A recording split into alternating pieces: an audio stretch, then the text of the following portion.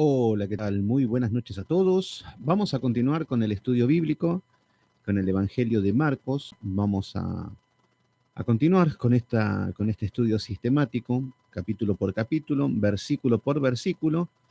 Y ya estamos en el capítulo número 12 y vamos a ver un poquito el contraste. Estamos viendo un enfoque en la vida de Jesús. Estamos viendo al Señor Jesucristo como siervo. Recuérdenlo siempre que con el libro de Marcos lo vemos sirviendo, lo vemos con ese enfoque. El Evangelio de Juan lo miraba con los ojos de que era Dios hecho carne. Tony Aguilar, Emilia Sosa, ¿cómo estás, Emilia? Qué lindo verte, Tony, de nuevo. Saludo a mi hermano de México. Lisi Torres también ahí, gracias, Lisi, desde Nueva York. Y bueno, ¿qué vemos? Vemos Damaris Clavijo, ¿cómo andás, hermana? Bendiciones, gracias por estar. A todos los hermanos que se van conectando. Eh, qué lindo tenerte en vivo, Tony. Sí, la verdad que yo sé que siempre estás por ahí, no en vivo, pero siempre estás y seguís los estudios y me gusta tenerte siempre del otro lado. Hay muchos hermanos que estudian también y es un placer que estén estudiando. Karina Jiménez, Cristian Jiménez también. Ani Sánchez Quintana, Cristina Torres, Yoli Gallego, Alexander Mantilla. Gracias a todos, hermanos, que están siempre en el grupo, que están ahí esperando, atentos con los estudios, que están haciendo todos los quehaceres para estar libre en este momento, que nadie nos moleste, y eso es algo muy lindo. Bueno, día domingo, ya estamos a una semana de la cruz. En el día domingo vemos que era la entrada triunfal. Habíamos visto el asno como el hombre no regenerado y que solo Cristo lo llevaba hacia Jerusalén. Habíamos visto la maldición de la higuera estéril, que el Señor Jesucristo quería frutos y encuentra hojas. Y ese era el ejemplo, ¿por qué? Porque iban a entrar al templo. Entonces, cuando llega al templo, el Señor Jesucristo en el día lunes se encuentra con un mercader, ovejas, cabras, todo lo que son animales, compra, venta, y el Señor tiró todas las mesas, tiró todas las, todo lo, con un azote de cuerdas, y vemos que el Señor, con una ira santa, el celo de tu casa me consume. ¿Cómo era ese versículo? El celo de por tu casa me consume o algo así era, que era lo que mostraba de que el Señor Jesucristo, la ira santa que tenía porque era casa de oración. Lo que estamos viendo es que ya lo estaba anunciando con esta higuera estéril. ¿Qué representa la higuera estéril? No representa el pueblo de Israel, no representa, a ver, muchos hablan con la higuera que es Israel, que Israel es el reloj profético. No, no, Israel no es nada. En Cristo ya entra la era cristiana. Y lo que vemos es que hoy estar mirando a Israel, ¿qué es lo que hacen? Si son una sinagoga de Satanás, no aceptaron al Mesías y ni lo van a aceptar. Pero todos dicen, no, no, no, porque cuando venga el anticristo se van a convertir todos. Pero este pueblo no se convirtió nunca, lo que estamos viendo, y ahora pretenden de que ahora de la noche a la mañana se conviertan todos. Pero bueno, lo que tenemos que entender es que no necesitamos un pueblo judío para ser santos, no necesitamos leyes judías para ser santos, no necesitamos cultura judía para ser salvos. Incluso habían predicadores que hablaban de una danza espiritual cuando en la segunda venida, cuando estemos con Cristo, un pastor enseñaba de que iba a haber danzas hebreas en el cielo.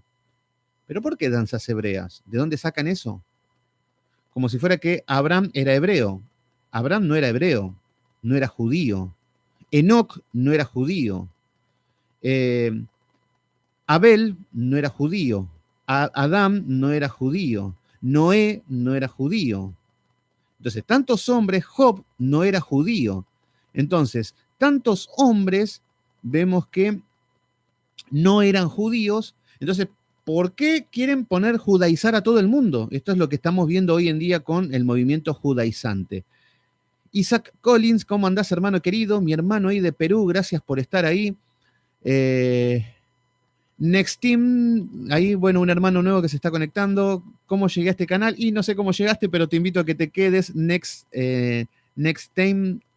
Así que es justo lo que estaba buscando. Bueno, quédate porque va a haber acción, porque vamos a ver a Jesucristo en acción y vamos a ver un poquito cómo empieza a enfrentarse a los fariseos, a todos los saduceos, etc.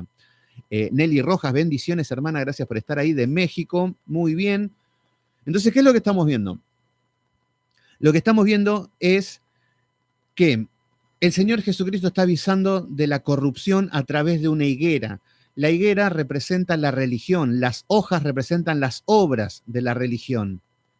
Cuando el hombre lo que necesita es el perdón de los pecados, que esto es lo que hace aborrecible al hombre. Almis Macías, también bendiciones, hermana ahí, o hermano, no sé qué serás ahí en Facebook, gracias por estar ahí. Entonces, los que están en YouTube, los invito a mi canal de Facebook, Sebastián Céspedes, y los que están en Facebook, los invito al canal de YouTube, que se escucha un poquito mejor. Y lo que vimos es que el Señor Jesucristo dice, mi casa será llamada casa de oración. ¿Qué es lo que estamos viendo? Estamos viendo que el Señor Jesucristo echa fuera a los que vendían y compraban. ¿Qué vendían y compraban? Animales, porque en ese tiempo venían de todas partes del mundo a las fiestas solemnes, entonces no podían traer animales. Entonces, no estaba mal esto. El problema es que hicieron un mercader dentro de la iglesia.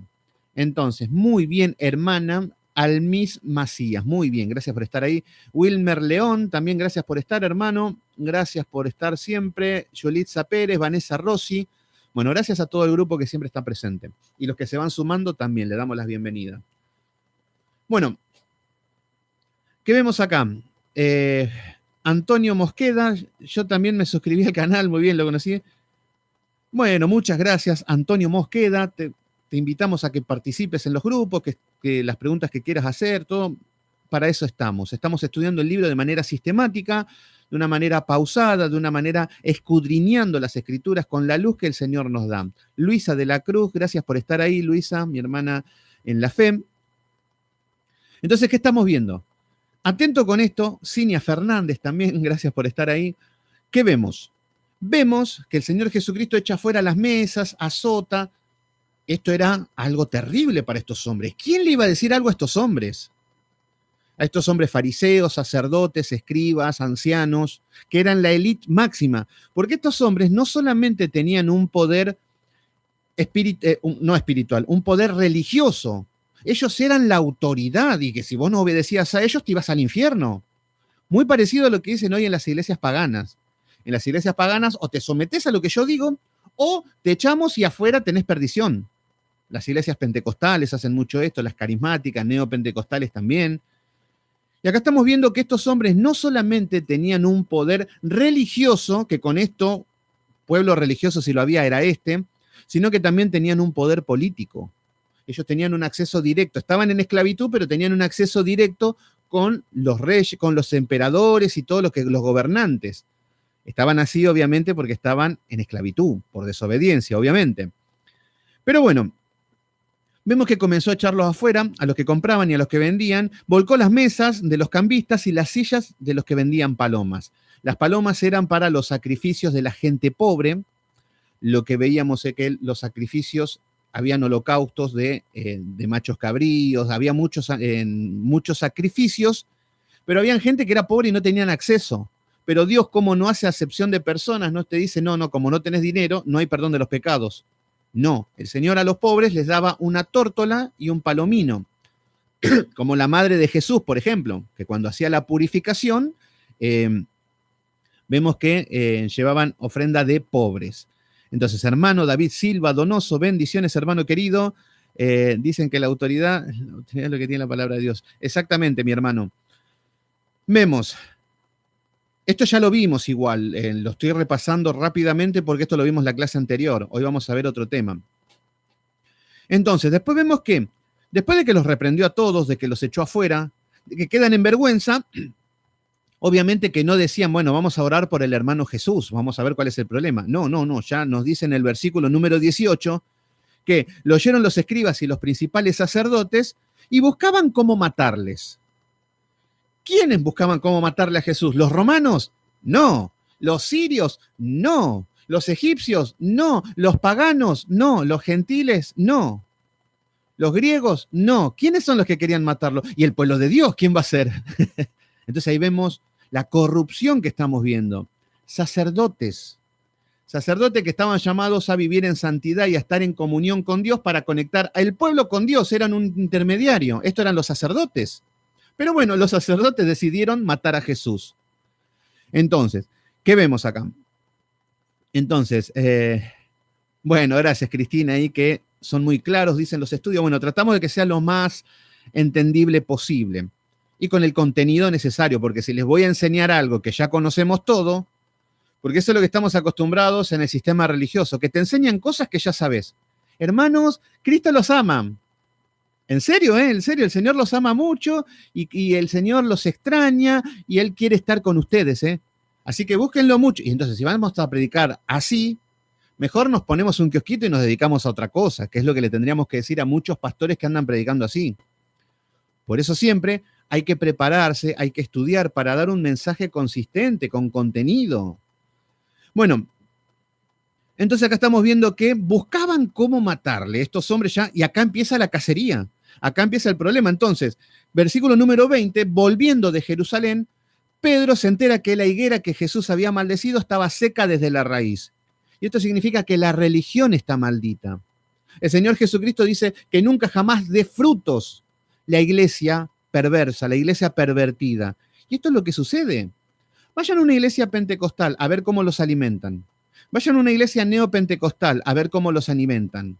Vayan a las iglesias carismáticas, vayan con los testigos de Jehová, vayan con los mormones, vayan con los adventistas, vayan con los católicos, vayan con religiones falsas y van a ver que no los pueden alimentar nada. Pueden motivar lo que es la carne, pueden motivar lo que es las emociones, la mente, pueden sentirse bien saltando, bailando, con palabras de autoayuda, pero lo que vemos es que de ninguna manera te van a alimentar el área espiritual, porque son sinagogas de Satanás. Entonces, Drake Vaya, bendiciones hermano Sebastián, me dice ahí muchas gracias, Lou Martínez también, todos los hermanos atentos con el estudio, muy bien.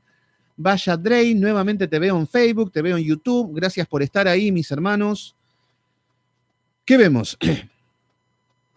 Vemos que estos hombres querían matar a Jesús y Jesús sale de la ciudad. Cuando salen se encuentran con la higuera seca, que esto es lo que representaba Jerusalén, una religión muerta, una religión seca, que esto es lo que es la religión corrupta hoy.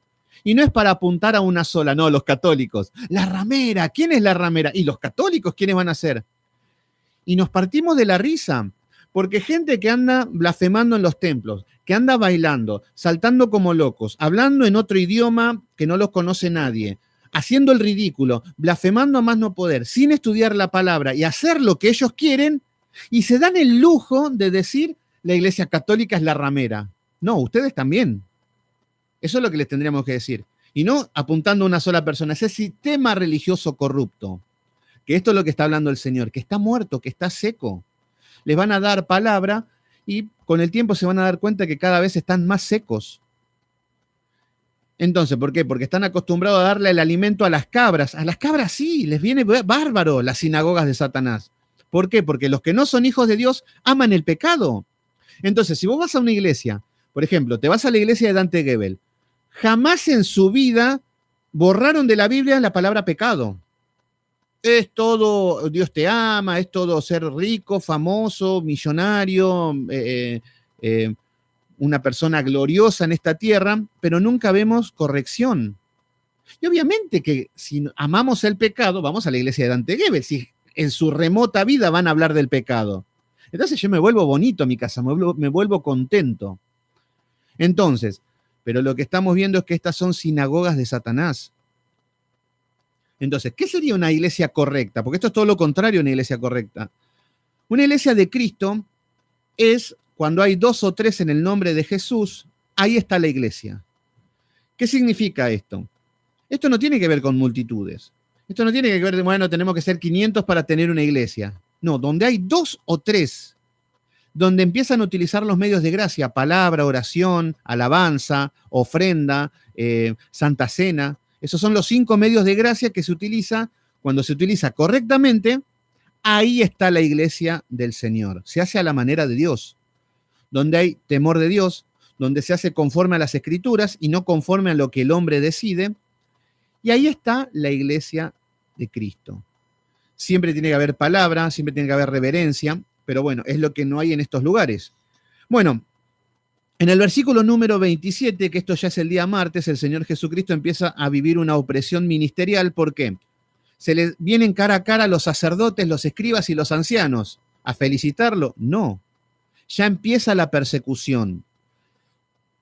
Ya Jesús, después de que tiró todas las mesas y todo, primero le empiezan a decir, ¿con qué autoridad haces estas cosas? Le empiezan a pedir títulos a Jesús. Porque acá nosotros tenemos hace tiempo escuela de Gamaliel, somos los rabinos de Israel, somos los más importantes, y le vienen a preguntar a Jesús, ¿de dónde sacaste tus diplomas? Como si fuera que Dios necesita diplomas de sus hijos. El Señor, cuando llama y unge a una persona, es algo que Dios se los da, esa autoridad que le da a sus hijos, que después los prepara y los capacita. A muchos los prepara en el desierto.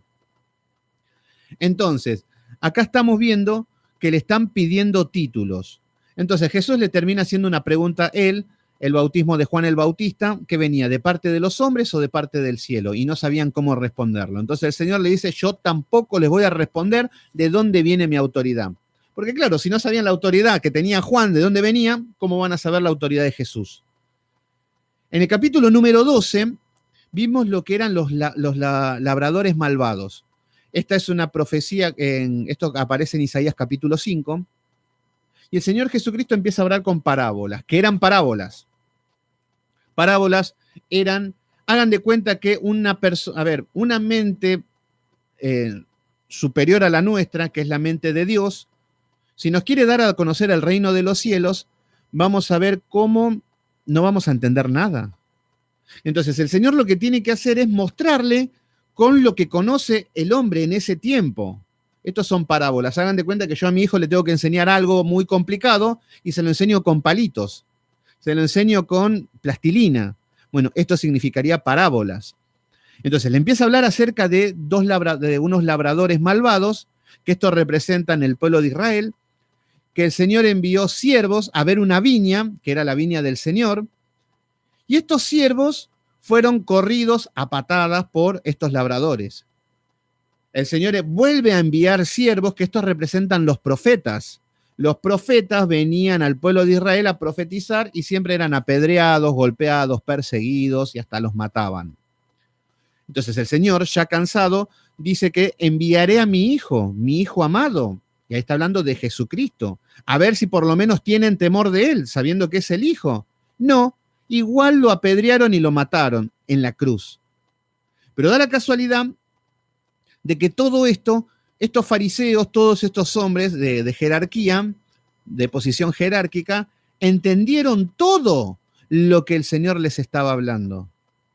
Qué loco que estos sí entendieron. Por eso nos dice en el versículo 12 del capítulo 12, procuraban prenderle, después de que escucharon la parábola, sabiendo que era para ellos, y de que el Señor iba a venir en su segunda venida y que no iba a dar por inocente al culpable, que iban a venir los juicios, dice que procuraban prenderles porque entendía lo que decía contra ellos. Ellos empezaron a entender, por eso Dios le dio el entendimiento a estos hombres para que vea esta reprensión que le estaba dando dura. Entonces, Gudelia Harrick, bendiciones Gudelia, Daisy Alaba Ibardo, gracias por estar ahí. Y vemos que lo que querían ellos era matarlo al Señor Jesucristo. Pero ¿cuál era el problema también? El Señor Jesucristo viene en un momento justo. Yo creo que acá, si era por los judíos, rápidamente lo metían preso y lo mataban en el oculto y acá no ha pasado nada.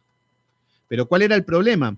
Que el Señor Jesucristo era conocido, era multitudinaria la cosa que lo seguían y por sobre todas las cosas Israel estaba en esclavitud. O sea que no podían hacer nada. Si cuando Poncio Pilato le preguntan, ¿por qué no lo juzgan a ustedes? Nosotros no tenemos el poder de matarlo. Pero si lo tuviéramos, nosotros mismos lo matamos a Jesús. Por eso acá estamos viendo que hay un juicio, que hay un montón de cosas en esto, que ya lo vamos a ver. Entonces, después empieza a enseñar acerca de qué es lo que pasa con esto. Después de esto que hizo en el templo, que llega como un rey, que lo están alabando todos, que tira todo lo que había en el templo, ya empiezan a perseguirlo ¿quiénes? Los fariseos, los saduceos. En el versículo 13 del capítulo 12 vemos que se juntan los fariseos con los herodianos. ¿Quiénes eran los herodianos? Los herodianos eran personas que estaban partidarios, judíos partidarios de Herodes el Grande. Ahora estaba reinando Herodes Antipas. Entonces se ponen de acuerdo y empiezan a tentar a Jesús, lo quieren hacer tropezar, lo quieren hacer caer. Y es acá donde le dice, ¿es lícito pagar tributo al César o no es lícito?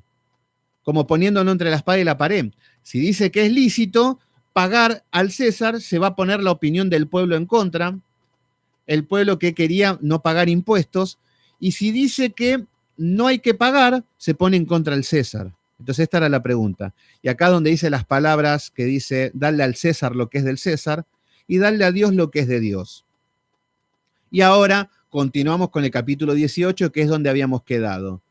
Entonces, Iglesia Bautista Nueva Jerusalén, gracias Ismael Cortés por estar ahí siempre. La verdad que es un halago para mí que hombres de la fe, como David Silva Donoso, como Ismael Cortés, hombres de palabra, pastores de renombre, y la verdad que estén en estos humildes estudios, para mí es muy... gracias, solamente les puedo decir gracias porque la verdad que es como un halago tenerlos del otro lado. Bueno, tampoco quiero ser un adulador, pero la verdad que valoro mucho que hombres de fe estén del otro lado con estos humildes estudios. Bueno, en el versículo número 18 vamos a ver que después de que Jesús hizo lo que hizo en el templo, están haciendo fila para pegarle a Jesús. Acá estamos viendo que están todos atrás de Jesús para que caiga, para matarlo. No saben cómo, están desesperados. Y esto es lo que vamos a ver muchas veces. Cuando hay un hombre de Dios, cuando hay un hijo de Dios que conoce las Escrituras con ciencia y con inteligencia y sabe aplicarla y demanda la corrupción del sistema religioso, quédense tranquilos que van a hacer cola para pegarles. Van a hacer filas, se van a agrupar. Fíjense que acá se agruparon los fariseos y los herodianos. ¿Para qué? Para pegarle a Jesús. Fíjense que Poncio Pilato se amigaron con Herodes. ¿Por qué? Para estar en contra de Jesús. Entonces, ustedes vayan y hablen de que el aborto está mal, de que es un pecado, que es un asesinato, que es un mandato de Dios y que Dios no dará por inocente al culpable. Vayan a decir eso solamente. Y van a ver cómo se empiezan a asociar todos los grupos, todas las religiones, todo lo que están en contra de Dios se van a agrupar para empezar a pegarte. Y acá vamos a ver que hasta pasaría a ser injusto, porque parece que como que son 20 contra 1. Y sí, es injusto, porque aunque sean 100 contra 1, 1000 contra 1, no tienen chance. Contra nosotros por ahí sí, por ahí nosotros somos falibles, pero Jesús era infalible. Entonces, en el capítulo número 12, versículo 18, comenzamos con la lectura y nos dice, entonces vinieron a él los saduceos. Fíjense cómo están viniendo uno tras otro. Por un lado tenemos, fíjense, en el capítulo 11, versículo 27, cuando le preguntan acerca de la autoridad, vienen los sacerdotes, los escribas y los ancianos. La élite más grande de los fariseos, del renombre del Sanedrín. Luego vemos que los escribas y los fariseos querían prenderle, procuraban prenderle porque le había dicho una parábola en el mismo templo. En el versículo número 13, acerca de los tributos, los fariseos y los herodianos vienen a perseguir a Jesús. Y en el versículo número 18 aparecen los saduceos. ¿Quiénes eran los saduceos? Los saduceos eran un grupo que eran descendientes del sumo sacerdote Sadoc, que Sadoc significa justicia, o sea que los saduceos significaban justos o rectos. ¿Qué título? Ellos se hacían llamar así, los justos, los rectos. ¿Qué título? La verdad que ustedes me van a elegir a mí. ¿Qué título te querés poner? ¿Qué sobrenombre te querés poner, hermano? El santo, el puro, el espiritual, bueno, nosotros no somos quienes para ponernos nombres. Pero acá estamos viendo que, bueno, este grupo se llamaban así, que eran los justos y los rectos. Entonces vinieron a él los saduceos, que dicen que no hay resurrección. Y le preguntaron diciendo, este grupo de personas, que también eran personas de renombre, vemos que no creían en la resurrección. Acá vemos que hay muchas sectas que hablan acerca de que no hay resurrección. Por ejemplo, los testigos de Jehová creen a medias. Creen de que solamente van a resucitar los testigos de Jehová, no los hijos de Dios, los testigos de Jehová van a resucitar. Y el resto, no hay infierno, no hay castigo, no hay condenación, no hay nada. aunque la Biblia habla todo lo contrario. El que creyere y fuere bautizado será salvo, el que no será condenado, el lago de azufre. No, eso no lo creen. Ellos dicen, no, porque si Dios es bueno, Dios es amor, ¿cómo va a condenar a Hitler? Pobre Hitler, ¿cómo va a condenar a Napoleón? ¿Cómo el Señor, si el Señor es bueno, cómo va a condenar a la maldad? No, eso no entra en la cabeza de nadie. Sí van a resucitar los testigos de Jehová, eso sí. Eso es totalmente falso, viene de todas estas cosas, de que acá es una resurrección a medias. Bueno, ¿qué quieren hacer estos hombres? Estos hombres que no creían en la resurrección le vienen a preguntar a Jesús acerca de la resurrección. Y nos dice en el versículo número 19, Maestro, Moisés nos escribió, fíjense que son muy estudiosos, ¿eh? Estos hombres no eran como, por ejemplo, hoy si nos enfrentamos a debatir con algunos pentecostales, algunos carismáticos, y te van a decir siempre lo mismo, Dios es amor, no juzguemos, y de última yo hablo en lenguas y la letra mata. Y ese es todo el debate, ahí terminan. Pero estos hombres tenían Biblia, ¿eh? Estos hombres conocían la ley, tenían todo, eran malditos como ellos solos, pero que conocían la ley, la conocían. Por eso le dicen, maestro, Moisés nos escribió que si el hermano de alguno muriere y dejare esposa, pero no dejare hijo, que su hermano se case con ella y levante descendencia para su hermano. Acá le está poniendo un caso y le está dando Biblia. No es que le están tirando cualquier cosa. Ese es el tema. Que muchas veces vamos a hablar con personas que están totalmente equivocados, pero que tienen Biblia. Por eso la importancia de conocer las escrituras, de tener armas. Entonces, acá lo que estamos viendo es que hay un caso. Deuteronomio capítulo 25, versículo 5 le están dictando. Le están nombrando y le están diciendo textual. Deuteronomio capítulo 25, versículo 5. En la ley, Moisés había dado acerca de que si el hermano de alguno muriere y la esposa queda viuda, podía venir otro hermano que no tenga descendencia a esta mujer y podía tomarla como mujer y darle descendencia al hermano. Si moría este hombre, este hermano, podía tomarlo otro hermano. Este ejemplo lo vamos a ver en el libro de Génesis, cuando vemos a Judá. Judá, el hijo de Jacob, que de ahí viene la tribu de Judá, pero el joven Judá tenía 3 hijos. Pero entre ellos tenían a uno que se llamaba que este se había casado con Tamar, que después que terminó siendo la esposa de Judá, mucha inmoralidad vemos, y de ahí sale el Mesías, es increíble. Estaba que había tomado por mujer a Tamar, y vemos que muere No hay muchas especificaciones, pero vemos que no estaban bajo la voluntad de Dios. Y vemos que la toma Onam, su otro hermano. Entonces, Onam la toma por mujer, pero este hombre, Onam, no quería darle descendencia y que la descendencia sea para su hermano, pero tenían relaciones sexuales. Por eso nos dice que vertían tierra, es como que cuando hacía el acto sexual terminaban en otra parte, en tierra nos dice, o sea que no quería tener descendencia para sus hermanos. ¿Cuál es el punto? Vuelve a morir, Onam muere, o sea que ya es el segundo que muere. Y Tamar estaba esperando por la mano del otro hijo, que era Sela. Entonces, pero Judá es como que después dice, no, esta chica es media mufa, con los hijos que tengo me los termina matando. Entonces le dice, bueno, andate y después cuando crezca Sela te lo entrego. Mentira, no querían saber nada, andate de acá. El tema es que después, bueno, tiene relaciones sexuales con ella lo engañó, bueno, todo un tema. Pero ahí estamos viendo el caso de lo que quieren enseñar, el ejemplo que quieren poner estos saduceos. Si una mujer se casa, en simples palabras, si una mujer se casa con 7 hermanos, está diciendo, ya es muy exagerado. Por eso vamos a ver cómo sigue la lectura. Versículo número 20. Hubo 7 hermanos, ¿vieron? Le ponen un ejemplo ficticio, porque 7 hermanos, bueno, es medio raro. Hubo 7 hermanos. El primero tomó esposa y murió sin dejar descendencia. Versículo número 21. El segundo se casó con ella y murió. Tampoco dejó descendencia. El tercero, de la misma manera. Versículo número 22. Y así los 7. Entonces, el ejemplo que le están diciendo los saduceos a Jesús, ¿qué es lo que pasa? Ellos no creen en la resurrección. Entonces le están hablando acerca de qué pasa si uno se casa con una mujer, otro. Los 7 hermanos se casan con la misma mujer y mueren todos. Un poquito exagerado. Y dice que así los 7. Y no dejaron descendencias y después de todo murió también la mujer. El ejemplo es que mueren todos.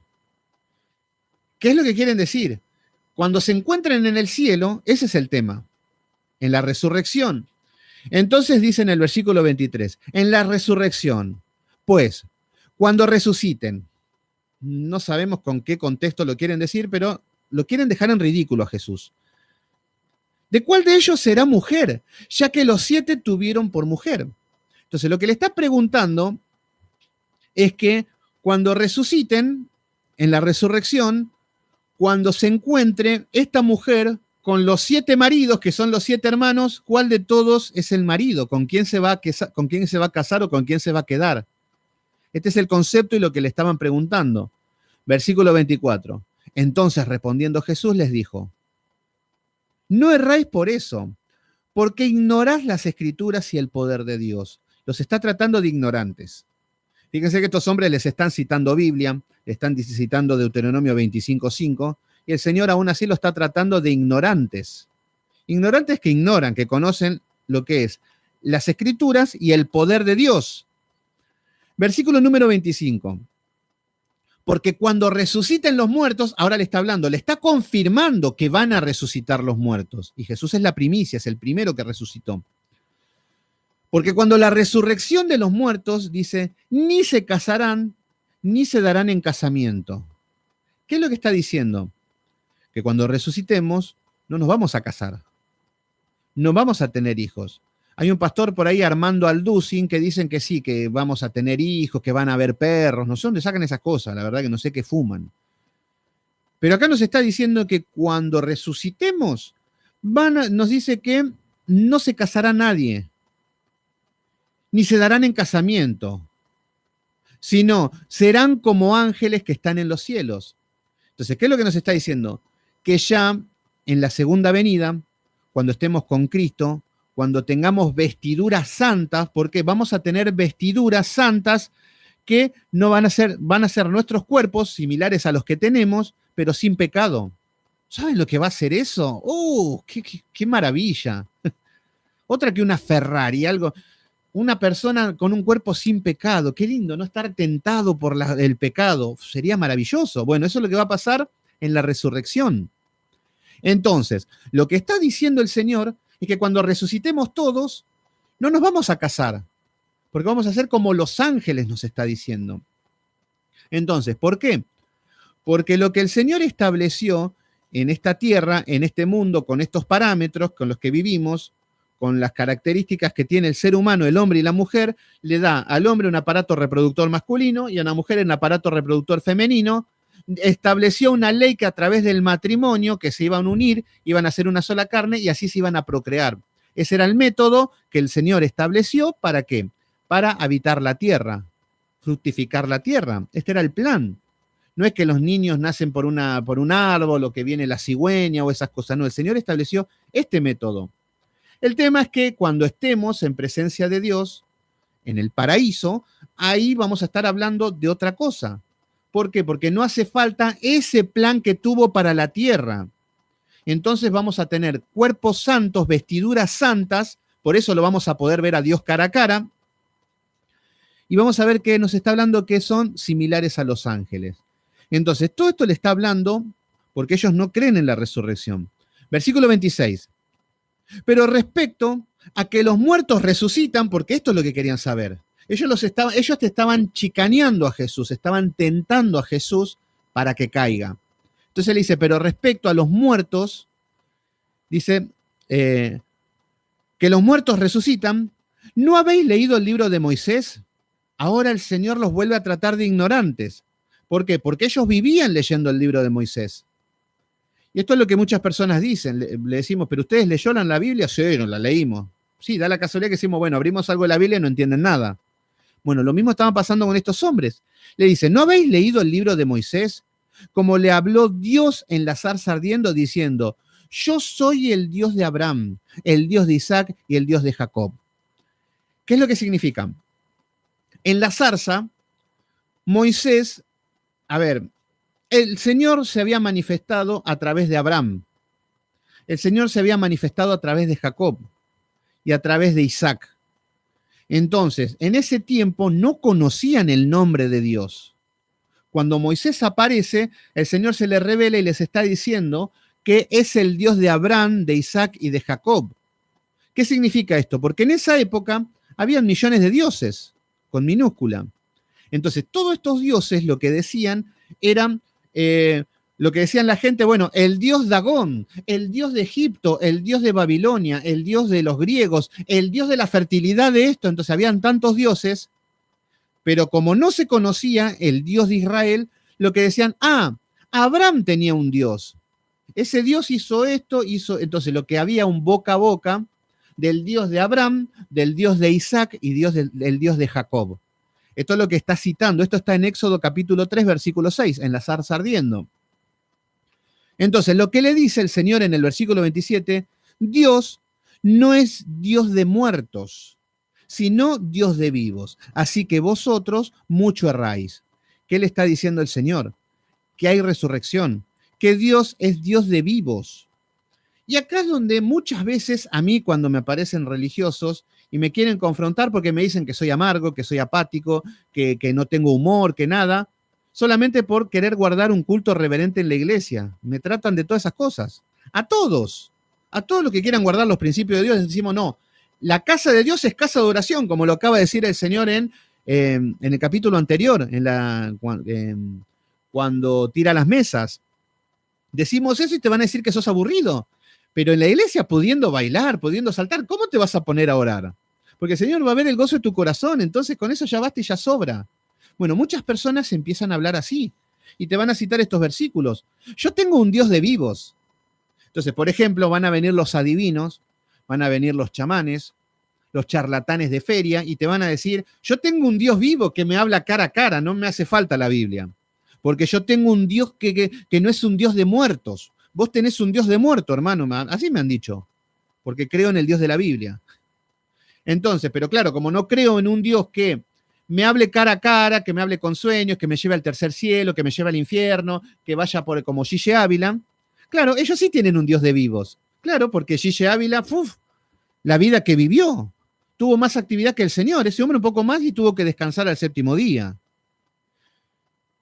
Y hasta por ciertos momentos parece que no hay pecado en ese hombre. Es más, yo le podría nombrar un solo pecado, que es un mentiroso de cuarta, que todo lo que dice es fábula, todo es mentira, todo es tentar contra Dios, quererse robar la gloria de Dios, cuando Dios no comparte la gloria con nadie. Entonces, a usted también, mi hermano Ismael Cortés, que somos fríos, que no tenemos el espíritu, a usted también se lo dijo mi hermano David Silva Donoso, que anda por ahí, a usted también le dijeron que usted es amargado, que usted es frío, que usted tiene un Dios de muertos. A mí me dijeron, a Ismael Cortés también. Y a muchos que queremos hacer un culto reverente en la casa de Dios, te van a tratar de la misma manera. Pero ¿qué es lo que vemos detrás de esto? Muchas veces, ¿vieron? No estoy mintiendo, ¿eh? Y fíjense que muchos de los que están presentes también les van a decir, cuando ustedes quieran hacer un culto reverente, con temor de Dios, con una alabanza espiritual, no una alabanza cantando a los gritos, sino cantando en armonía en un cuerpo. Danza espiritual, no es una danza carnal. Una danza espiritual es que estamos gozosos espiritualmente, que nos deleitamos en la palabra, que estamos agradecidos a Dios. Sí, alabanza espiritual, danza espiritual, sí, no carnal. Entonces, claro, no dejan que el Espíritu Santo exprese. Cuando vemos que la principal característica del Espíritu Santo es el dominio propio. Así que yo no sé, hay gente que gritan como ranas, hay gente que empiezan a mover la mano, entran en trance, se empiezan a mover y decimos, pero esto es tan loco, ¿no? Eso es el Espíritu Santo según ellos. Bueno, que sigan creyendo en eso. Nosotros tratamos de confiar en el Dios de la Biblia. Entonces, acá lo que nos está diciendo, Dios no es un Dios de muertos, ¿por qué? Porque está citando a Abraham, a Isaac y Jacob, que no están muertos. Y vamos a ver qué es lo que funciona, cómo funciona esto. Vamos a ver unos ejemplos de que hoy los que están muertos, vamos a ver un poquito qué es lo que nos corre el velo. Y primero vamos a ver Primera de Tesalonicenses capítulo 4. Primera de Tesalonicenses capítulo 4.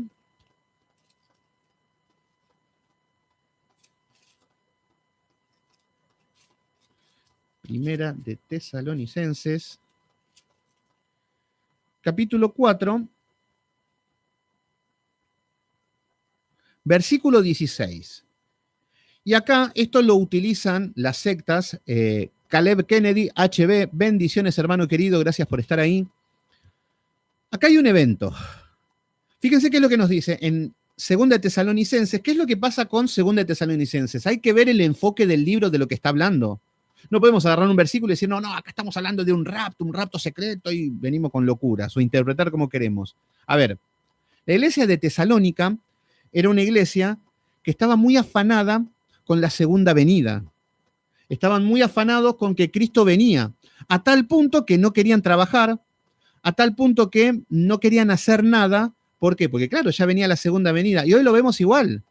Veo gente que dice, no, como la vacuna es un anticristo, yo ya no trabajo más. A mi hijo, he conocido gente que me han dicho que a su hijo no lo llevaron más a la escuela, no lo anotaron más a la escuela, porque ya la segunda venida ya es ahora en el año 2022, dijeron. Y no se dan cuenta que viven fallando cuando profetizan estas cosas. Lo que tenemos que entender que de la misma manera como estamos hoy, estaban en el libro de Segunda de Tesalonicenses. Entonces, bueno, ahí está Eddie García Navarrete, que obviamente son de los que tienen un Dios vivo y nosotros un Dios muerto, así que, qué pena, qué pena.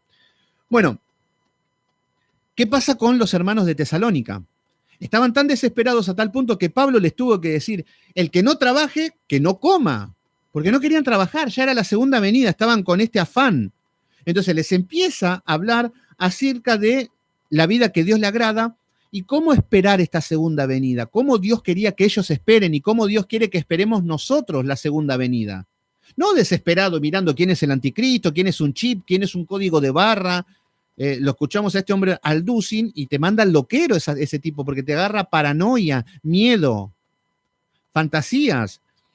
Bueno, lo que estamos viendo es que en el versículo 13, vamos a ver, acá está hablando de la venida del Señor. En el versículo número 13 del capítulo 4 de Primera de Tesalonicenses, nos dice,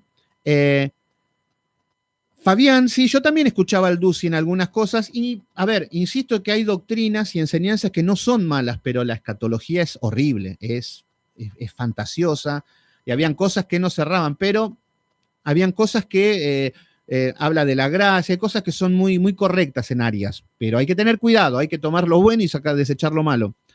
Versículo 13 nos dice, queremos, hermanos, que no ignoréis acerca de los que duermen. Acá les dice a los de Tesalónicas que no ignoren acerca de los que duermen.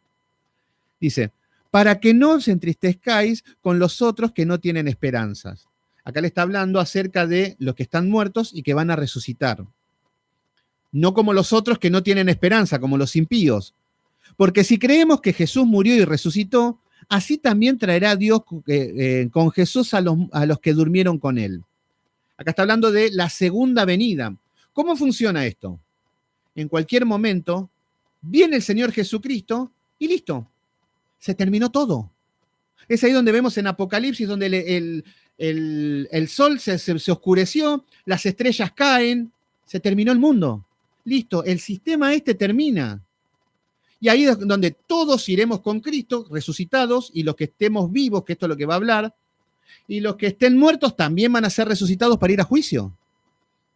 Entonces, acá nos dicen, así también traerá Dios con Jesús a los que durmieron con él. Entonces, acá está diciendo que va a haber una resurrección. Versículo número 15, y esta es la segunda venida. Por lo cual, os decimos esto en palabras del Señor, que nosotros que vivimos, fíjense que acá nos da una perspectiva errónea de Pablo, por ahí decía nosotros que vivimos, como que la segunda venida podía ser en ese tiempo, pero nos queda para algo eterno, para nosotros, no eterno, sino que para este sistema, que nosotros que vivimos, tiene que ver con el presente de la humanidad que le toque vivir. Entonces, los que vivimos, o los que vivirán en ese momento de la segunda venida, que habemos quedado hasta la segunda venida del Señor, no pereceremos a los que durmieron. Versículo número 16. Acá lo que está diciendo es que los que estén vivos, los hijos de Dios vivos en el momento de la segunda venida, no van a morir. No tendrán muerte como los que ya murieron. Esto está enseñando. Versículo número 16. porque el Señor mismo, con voz de mando, con voz de arcángel, fíjense, voz de mando, voz de arcángel. El dispensacionalismo dicen que esto es un rapto secreto, que de la nada desaparece la iglesia y que se va al cielo. No sé dónde sacan esto porque están moviendo que acá ya no es nada secreto esto.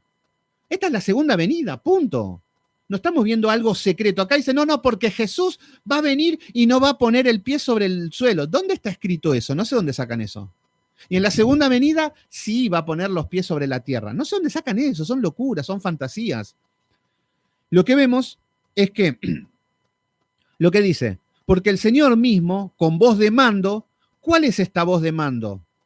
La misma voz de mando con autoridad que dijo, Lázaro, levántate y anda, con esa autoridad. Entonces, con voz de mando, con voz de arcángel y con trompeta de Dios, no es nada secreto esto, no es nada silencioso. Descenderá de los cielos, la segunda venida. No es un rapto secreto y que después hay otra venida, eso es falso. Y los muertos en Cristo resucitarán primero. Fíjense que es el momento de la segunda venida y el Señor Jesucristo llama y van a resucitar todos los que murieron en Cristo, todos. Entonces, todos los que murieron en Cristo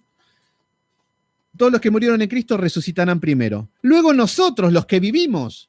Entonces, ahí es donde la voz de mando van a resucitar todos los muertos y nosotros que vivimos, nos está diciendo, los que hayamos quedado seremos arrebatados. Acá hay un arrebatamiento. Entonces, en el mismo acto, el Señor se termina este sistema de cosas, este mundo como lo conocemos, y el Señor resucita a todos los que están en Cristo, y los que están en Cristo vivos se reúnen junto con Cristo en los aires. Seremos arrebatados. Si nosotros llegamos a estar presentes en la segunda venida, seremos arrebatados. Y si no, moriremos y seremos resucitados, pero eso es lo que va a pasar. Y nos dice,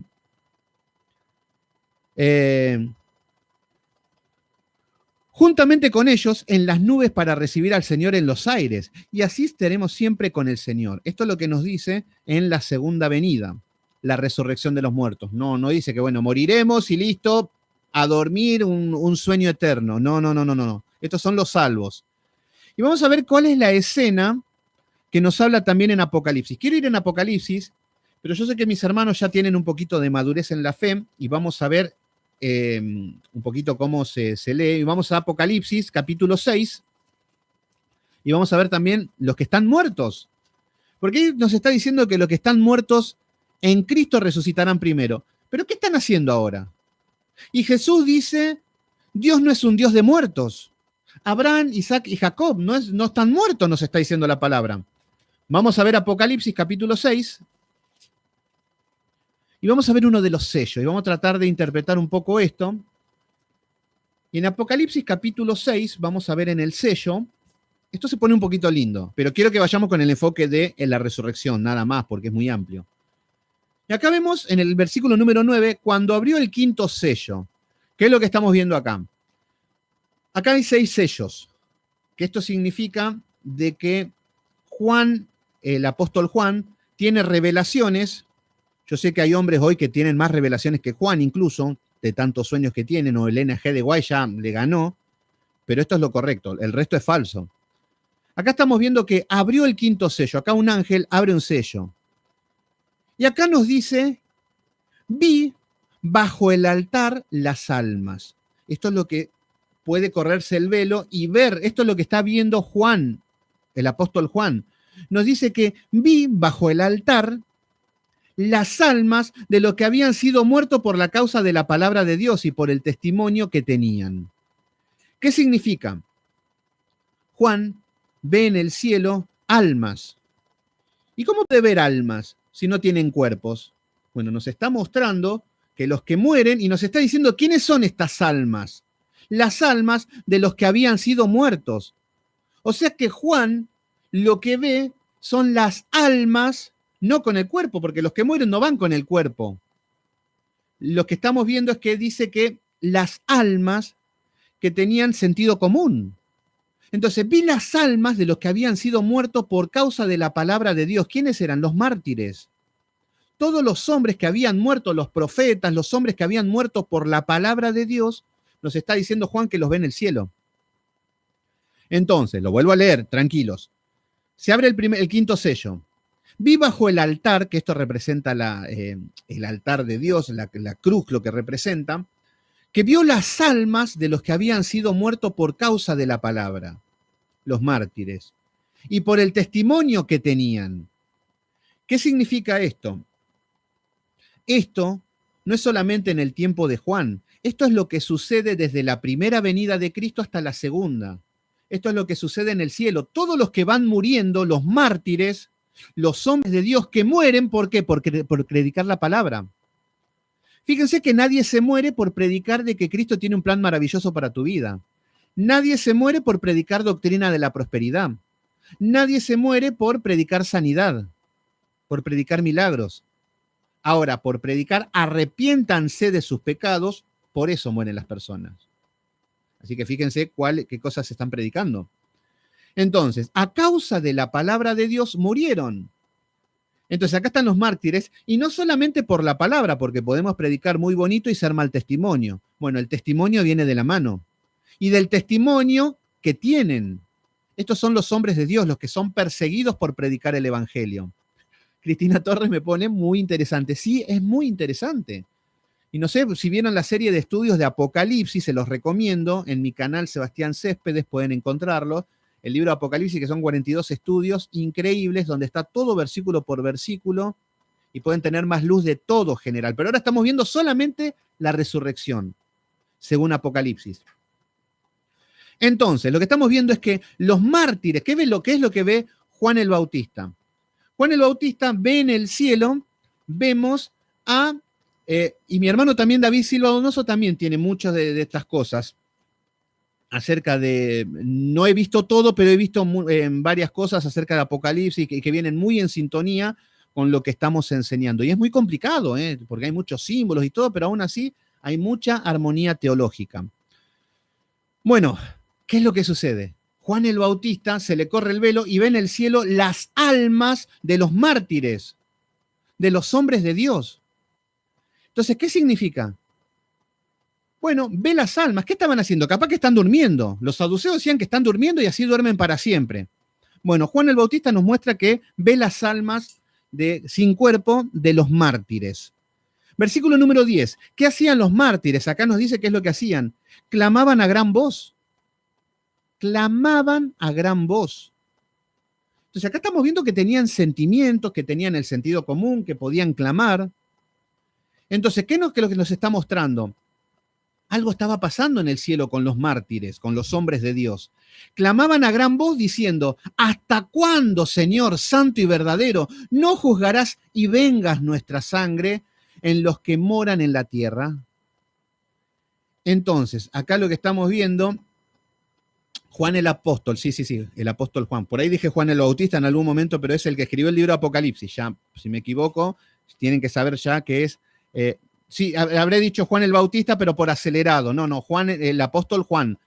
Ustedes mismos se tienen que dar cuenta porque estamos en Apocalipsis. ¿Quién escribió Apocalipsis? Juan Me confundo. Igual que cuando decía, ¿dónde era que me confundía tanto? No me acuerdo en qué libro, que habían nombres parecidos y ya les digo, bueno, ya saben que les voy a... Siempre a ver, ¿cuál era ese libro? No recuerdo. Pero creo que era en el libro de Samuel, había un libro que me confundía siempre de esos dos nombres y viceversa. Bueno, sepan disculpar, pero ustedes ya saben que es Juan, el apóstol Juan. Bueno, ¿qué es lo que ve Juan? Ve que estaban clamando a gran voz, las almas, o sea que tenía razón Jesús. Dios no es un Dios de muertos. Abraham, Isaac y Jacob no estaban muertos, es más. Vemos que cuando hay una transfiguración, vemos que estaba Elías y estaba Moisés. En la transfiguración estaba Elías y Moisés, o sea que no estaban muertos, no estaban durmiendo. ¿Se entiende? Entonces acá nos está mostrando, si bien estamos viendo de que hay resurrección después de los muertos, cuando morimos, después hay resurrección, pero acá nos está diciendo durante, ahora. Ahora en el cielo están las almas de los que murieron. Entonces, esto es lo que nos está mostrando Apocalipsis. Entonces, clamaban a gran voz y decían, Samuel con Josué, sí, había algo que me confundía siempre y ya les pedía perdón desde antemano. Clamaban a gran voz y decían, ¿hasta cuándo, Señor, santo y verdadero? ¿Están pidiendo qué? Tienen sed de justicia. Están clamando por justicia.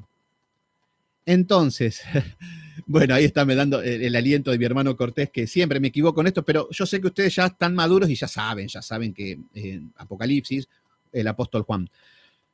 Lo que vemos es que estos hombres estaban clamando, estas almas de los mártires estaban clamando y estaban diciendo, Señor, ¿por qué no juzgas nuestra sangre? Sed de justicia. Y no era venganza, justicia. Entonces, por ejemplo, ¿quiénes podríamos decir que estaban acá? Abel, Señor, Abel, un hombre muerto por su hermano. Señor, ¿por qué no? ¿Qué es lo que estaban viendo estos mártires en el cielo? La persecución de los hijos de Dios, desde la primera venida de Cristo hasta la segunda. Entonces, ¿qué es lo que pasa? Si te meten preso por predicar el evangelio, si estás preso y te están azotando, incluso hasta te llevan a la muerte, los mártires están clamando por vos, por tu alma, por tu vida. Señor, ¿por qué no haces justicia? Señor, esta persecución, Señor. Y esto es desde la primera venida de Cristo hasta la segunda. Entonces, la iglesia primitiva, cuando eran perseguidos por los romanos, no por los romanos, por los judíos mismos, pero los romanos quemando y haciendo todo, los mártires clamando a gran voz, Señor, ¿por qué no vengas la justicia de la iglesia primitiva? Vayámonos a la iglesia católica. 1500 años 1300 años de apostasía, donde la iglesia católica con la Inquisición empieza a perseguir a los cristianos. Mataban y prendían fuego a los que leían la Biblia. Bueno, los mártires en el cielo, las almas, nos dice que clamaban a gran voz diciendo, ¿por qué no juzgas nuestra sangre y de los que moran en la tierra? Señor, hacé justicia, están clamando, están pidiendo justicia. Entonces, vamos desde Lutero para acá. Bueno, todo lo que es persecución religiosa y todo, el mismo Señor, estamos viendo que nos habla de lo que vivió. ¿Por qué? ¿Por qué no están... Señor, ¿por qué no hace justicia? Entonces, lo que nos estamos viendo es que ahora están las almas atentos de todo lo que está pasando. Es lo que dicen las Escrituras. Entonces, lo que vemos es que lo que dice es que clamaban a gran voz diciendo, ¿hasta cuándo, Señor, santo y verdadero, no juzgas y vengas nuestra sangre? Ahí está Caín, no, perdón, ahí está Abel, ahí estará... ahí está Juan el Bautista porque le cortaron la cabeza, el tipo quiere solucionar eso. Pero bueno, ahí están todos los mártires, todos los que murieron en el nombre de Jesús. Esteban, los profetas que fueron asesinados, los hombres de Dios, todos los hombres, todos clamando. Imagínense a Nabot, que lo mandó a matar Jezabel, también clamando, ¿por qué no haces justicia, Señor, por mí y por estos hombres que están viviendo hoy en la tierra por nosotros? ¿Se entiende? Por los verdaderos hijos de Dios, no por los que sufren. Por eso nos está diciendo los que han sido muertos por causa de la palabra y por el testimonio, los que han sido perseguidos. Todo menos Gigi Ávila, exactamente, menos Dante Gebel, Gigi y toda esta horda de religiosos, pero sí que Dios tiene a su pueblo selecto. Entonces, ¿qué es lo que estamos viendo? Todo esto están clamando, o sea que tienen sentido común, tienen sentimiento, entienden lo que están pasando, todas las almas, y esto por eso nos está diciendo que no es Dios de muertos. ¿Y qué es lo que está pasando? ¿Cuál es la respuesta de Dios? O sea que los mártires le están clamando a Dios diciendo, Señor, ¿por qué no ejecutas los juicios, lo que está pasando en la tierra? Muchos quieren tomar esto como que esto va a pasar en 3 años de tribulación y que va a venir un anticristo y los va a matar a todos y va a volver la guillotina, van a cortar la cabeza y entonces los hombres están clamando. No. Desde la primera venida de Cristo hasta la segunda, toda la injusticia que hay para el pueblo de Dios, para la iglesia de Dios. Esto están clamando por la iglesia de Filadelfia, por la iglesia de Esmirna, que estaban siendo perseguidos, por toda la iglesia universal que están siendo perseguidos. Entonces, versículo número 11 nos dice, y se le dieron vestiduras blancas. Eran hombres de Dios. Se le dieron vestiduras blancas y se les dijo que descansen. Todavía un poco de tiempo. El mismo Señor le dice, descansen un poco más de tiempo. hasta que se complete el número de sus consiervos y de sus hermanos. O sea que el tiempo no es aún. No fue en el tiempo todavía que lo escribió Juan y todavía no es el tiempo. Y aún ahora están clamando las almas. Esto es lo que nos dice la palabra. Que están clamando, ¿hasta cuándo, Señor, no vengarás y haces justicia en la tierra? Con la persecución que hay, con la religión falsa, con cómo están siendo perseguidos los cristianos, cómo están siendo azotados y en todo sentido de persecución. ¿Hasta cuándo? Y el Señor mismo le dice, no, hasta que se complete el número de los consiervos, de los hermanos. Aún tienen que morir más. ¿Se entiende? Todo el día el tiempo no se cumplió. Dice que también han de ser muertos como ellos. O sea que hasta la segunda venida de Cristo van a seguir habiendo mártires. Hoy lo siguen habiendo. Nada más que los mártires no son hoy, hay lugares donde matan a los hijos de Dios o espiritualmente donde matan a los cristianos con doctrina, con ideología y todo. ¿Se entiende? ¿Cómo te apedrean? Porque esto es algo espiritual. Vayan a hablar en una iglesia pentecostal de santidad, vayan a hablar de orden y van a ser apedreados. Bueno, de esto también está hablando. No solamente de los mártires, los que mueren físicamente, sino los que son apedreados espiritualmente por el sistema religioso corrupto. Entonces lo que está diciendo el Señor es que falta tiempo. ¿Para qué? Para que se complete el número de los que van a morir. Y fíjense que acá en el versículo número 12, de los que les había enseñado un poquito, es que, muy bien, si me voy este año, exactamente, David. En el versículo número 12, fíjense, no quiero llegar a esto, pero acá nos habla un poco de lo que pasa, o sea que nos habla acerca de la segunda venida. En Tesalonicenses 4:16, de cómo será la resurrección de los muertos, y acá en Apocalipsis nos dice cómo están en la actualidad los muertos. Y Jesús nos dice que Dios no es un Dios de muertos. Pero ahora, ya que estamos hablando de la segunda venida, ya que lo tengo acá, fíjense lo que dice el versículo número 12, cómo se lee Apocalipsis, y vemos que aparece el sexto sello. Y fíjense lo que mira Juan, el apóstol Juan, ahora sí lo digo correcto. Mire cuando abrió el sexto sello, este es otro sello. Y aquí que hubo un gran terremoto. Y el sol se puso negro como tela de silicio, y la luna se volvió toda como sangre. Las estrellas del cielo cayeron sobre la tierra, como la higuera deja caer sus higos cuando se sacudía por el fuerte viento. Y el cielo se desvaneció como un pergamino que se enrolla, y todo monte y toda isla se removió de su lugar. ¿Qué vemos acá? Acá vemos fenómenos. Acá cuando venga el anticristo va a haber terremotos y ya empiezan a tirar datos. Alducin es uno de los primeros, porque van a haber terremotos de la escala de Richter 16.8. ¿Cómo saben eso? ¿Dónde sacan esas locuras? Entonces dice que van a haber terremotos grandes como nunca hubieron. Es más, como hay tsunamis ahora, ya son señales, son señales. Y nos dice que el sol se pondrá negro. Entonces dice que ya van a tener que usar anteojos con rayos ultravioleta y que para que ver con el sol negro. ¿De dónde sacan esas cosas? ¿Qué significa esto? Esto es espiritual. A ver, lo que está diciendo es que cuando venga la segunda venida de Cristo, se termina este sistema de cosas, este mundo, la atmósfera de este mundo. ¿El sol para qué está hecho? Para este mundo, para la Tierra. Las estrellas alumbran de noche, todo esto tiene que ver con la Vía Láctea y lo que es la armonía con la Tierra. Entonces, dice que mire, cuando abrió el sexto sello y acá es la segunda venida, lo mismo que nos está diciendo Pablo en primera de Tesalonicenses, la segunda venida y juicio y se termina todo.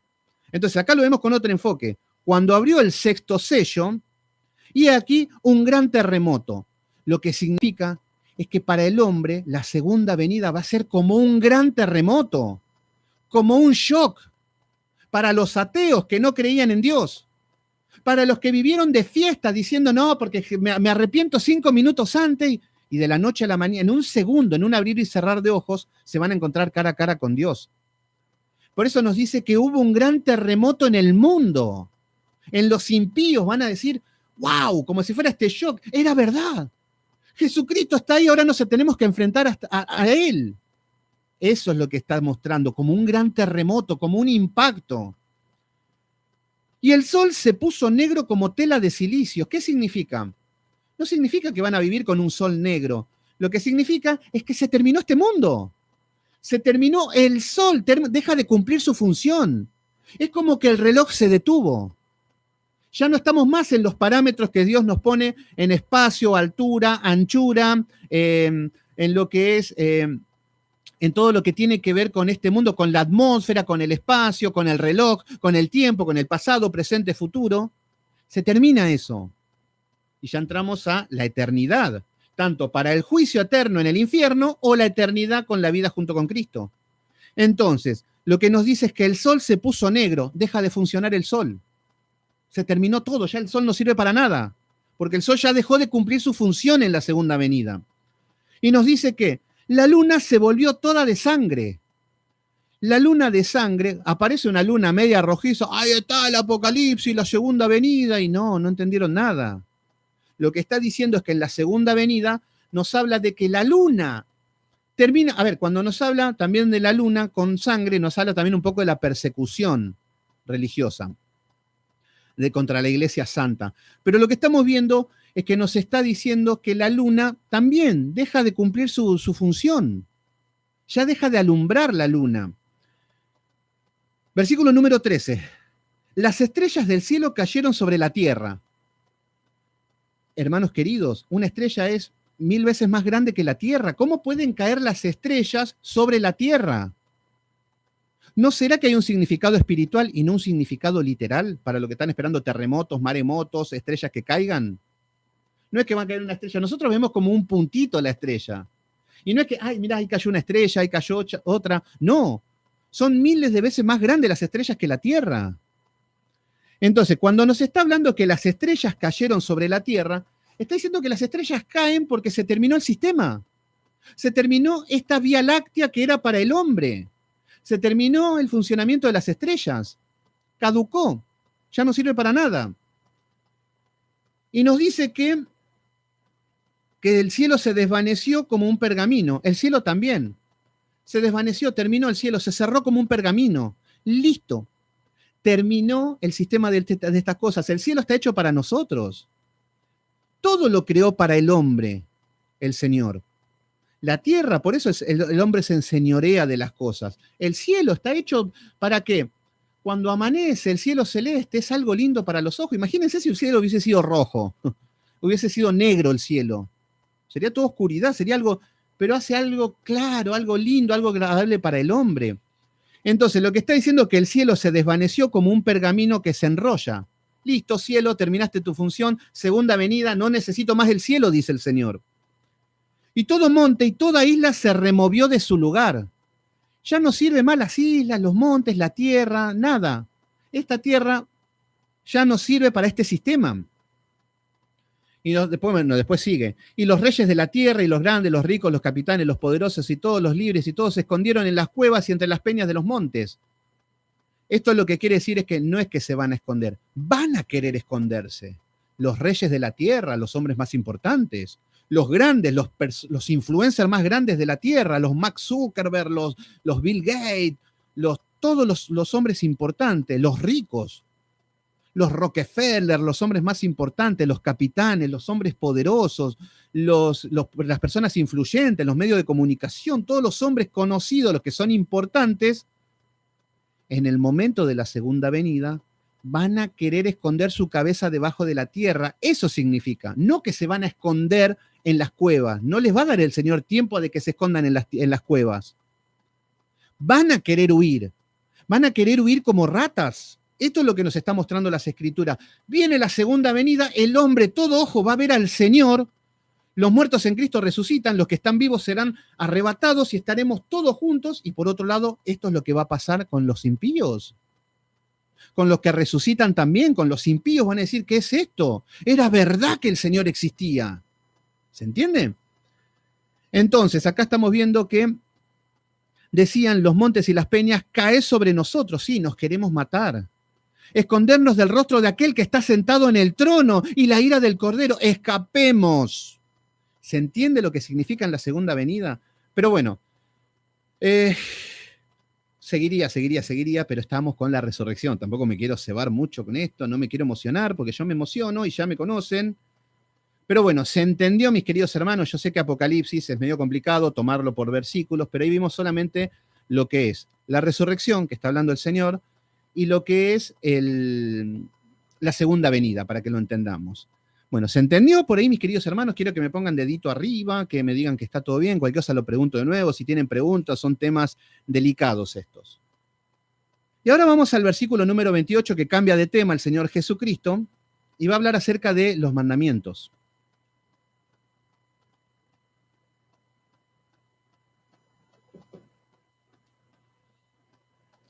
Muy bien, Karina Jiménez me pone muy bien, Lou Martínez, Wilmer León Saltarín, muy bien, también ahí me pone, bueno, se entiende, me quedo tranquilo, porque por momentos voy tan acelerado, digo Juan el Bautista, digo cualquier cosa por querer explicar cosas rápidas y por ahí digo, pobres mis hermanos que no me entienden. Pero bueno, acá mis hermanos me están diciendo que sí, que se entienden. Entonces, a ver acá, Eduardo Jesús Cabrera, bendiciones, Silvia Rojas, ahí se conectaron, gracias por estar ahí. No veo los mensajes, así que pido disculpas y los de Facebook. Jorge Martínez también, Yolanda, muy bien, muy lindo todo. Ahí me están diciendo que va bien. Bueno, me quedo tranquilo. Entonces, fíjense de qué manera majestuosa el Señor trata con los saduceos que no creían en la resurrección y les habla de que sí existe la resurrección. Versículo número 28. Acercándose uno de los escribas, fíjense que sacaron turno para ir a pegarle a Jesús, para hacerlo caer a Jesús. Esto es lo que estamos viendo. Entonces, acercándose uno de los escribas, estaban como locos. Dice, que los había oído disputar y sabía que les había respondido bien, le preguntó. Otro. Acá aparece un escriba que cuando ve que el Señor le habla con ciencia, con inteligencia, con palabras, Marialé González, bendiciones, hermana querida, gracias por estar ahí. Entonces, Cristina Torres, te quedaste con ganas de seguir con Apocalipsis. Y yo también, saben que yo me meto y arranco, pero debemos respetar el libro de Marcos. Por eso los invito a que vayan a estudiar el libro de Apocalipsis, son 42 capítulos hermosos, les va a cambiar su vida, ese es un libro hermoso. Cuando generalmente las personas que van al libro de Apocalipsis terminan traumados pensando que es el fin del mundo y quieren vender todas sus cosas y ya, ¿para qué vamos a estudiar? ¿Para qué vamos a trabajar? Van a terminar con una paz, con un enfoque, con una armonía teológica impresionante. Así que bueno, los que estén para Apocalipsis los invito a que vayan y que estudien. Y bueno, lo que vimos fue lindo. Bueno, acá se acerca uno de los escribas a Jesús. Fíjense que ya tenemos a los sacerdotes, los ancianos que se presentan delante de Jesús, a los herodianos, a los fariseos, a los saduceos. Ahora nuevamente un escriba que están todos turnándose para pegarle a Jesús para que caiga. Y vemos que le dice que había oído disputar y sabía que les había respondido bien, sabía que en cuanto a la resurrección, porque estos hombres sí creían en la resurrección, entonces ven que Jesús tenía una doctrina correcta. Entonces vemos que le preguntó, ¿cuál es el primer mandamiento de todos? Y estas son preguntas tramposas, ¿por qué? Porque le está diciendo, Señor, porque los mandamientos son 10. ¿Cuál es el primer mandamiento? Y Jesús, bueno, le están dando a elegir, son 10. Ay, Jesús hubiese dicho, ay, a ver, déjame ver. No, para. Honra a tu padre y a tu madre. Y no, después de todo, porque bueno, después de todo, son tus siervos, haces lo que quieras. No robarás, es importante. Ay, no. No matarás, porque si matás no hay... Bueno, entonces estaban queriendo que diga uno de los mandamientos y que quede algunos del resto, que quede afuera, y ahí le iban a empezar a caer. Porque, por ejemplo, me preguntan a mí, ¿cuál de los mandamientos es el primero de todos? Y yo digo, no robar, porque es mal, para la gente el primer mandamiento es no robar y no matar. Y después los demás mandamientos no existen. Entonces acá le están queriendo hablar algo parecido a Jesús, le están diciendo cuál de los mandamientos es el de los principales. Entonces si el Señor le dice, amarás a Dios por sobre... No, ese es cuando le dice, no tendrás dioses ajenos delante de mí. Ah, pero entonces estás aprobando que podemos hacer esto, que podemos matar, que podemos robar. Lo están queriendo hacer que caiga.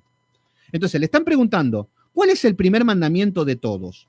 Versículo número 29. Jesús le respondió, El primer mandamiento de todos es, oye Israel, le dice a todos, no le está diciendo a este escriba que le está preguntando. El Señor, nuestro Dios, uno es. A ver, y acá estamos viendo que el Señor está citando un versículo solamente. Está citando Deuteronomio capítulo 6 del 4 al 5. Y sigue. Amarás al Señor tu Dios con todo tu corazón, con toda tu alma, con toda tu mente y con todas tus fuerzas. Este es el principal mandamiento. ¿Qué es lo que hacen? Estos hombres conocen la Biblia, son escribas, y quieren que diga algo fuera de lo que está en las Escrituras. Que diga algo nuevo, algo que atente, que vaya en contra de las Escrituras para poder prenderle, para poder matarlo, meterlo preso como mínimo. Entonces lo que vemos es que Hilda María Ramírez Prieto, bendiciones hermana, muy bien, gracias por estar ahí, de Biblia Libre, también del grupo, siempre muy activa, gracias por estar ahí, Hilda. Entonces, lo que estamos viendo es que el Señor le cita un versículo, le cita palabra, y le cita Deuteronomio capítulo 6 del 4 al 5. Entonces lo que le está diciendo es que Dios es uno solo, y que Dios lo amarás con todo tu corazón, con toda tu alma, con toda tu mente, con toda tu fuerza. Este es el principal mandamiento. Bueno, entonces acá no pueden decir nada. Y este es el primer mandamiento. Y después le dice en el versículo número 31, y el segundo es semejante.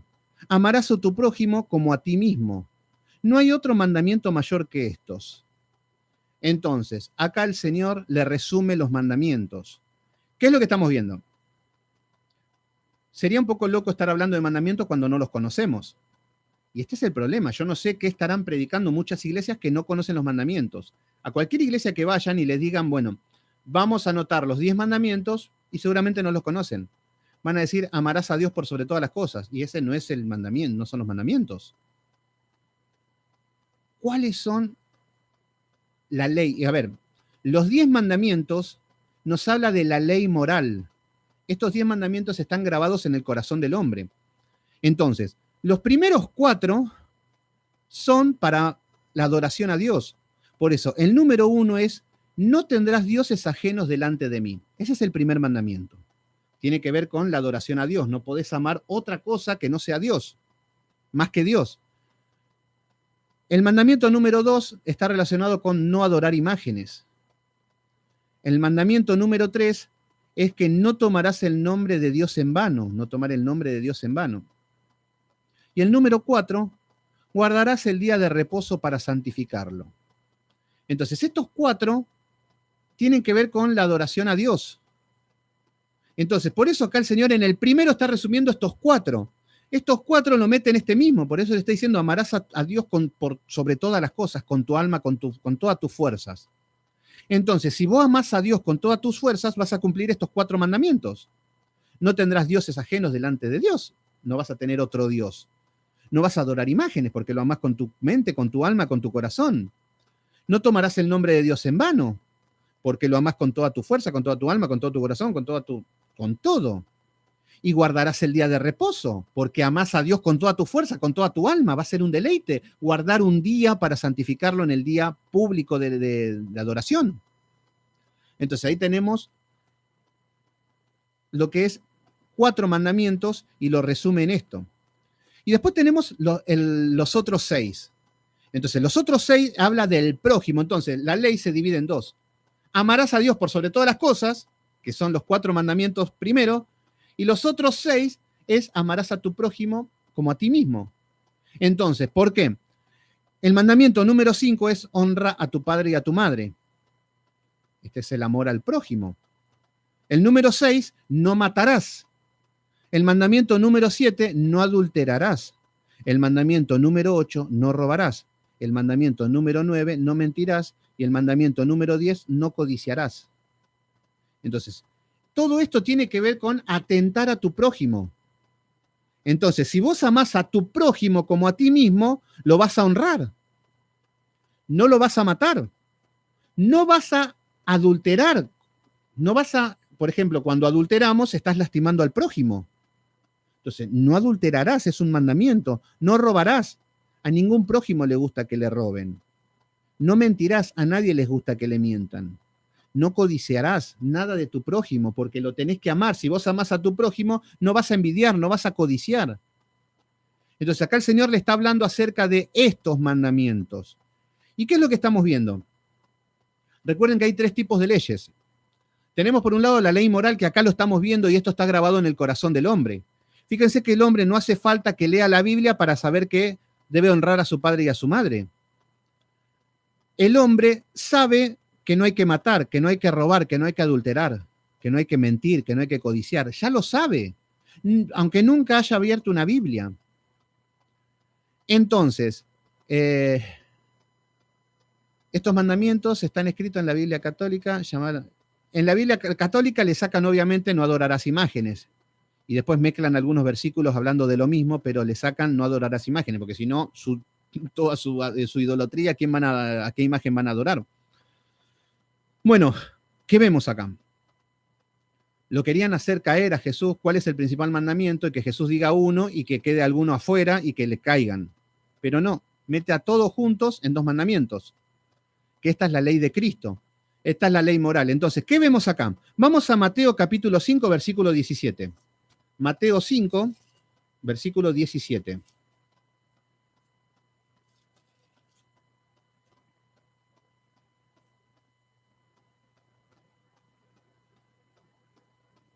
Mateo capítulo 5, perdón que estoy en Marcos.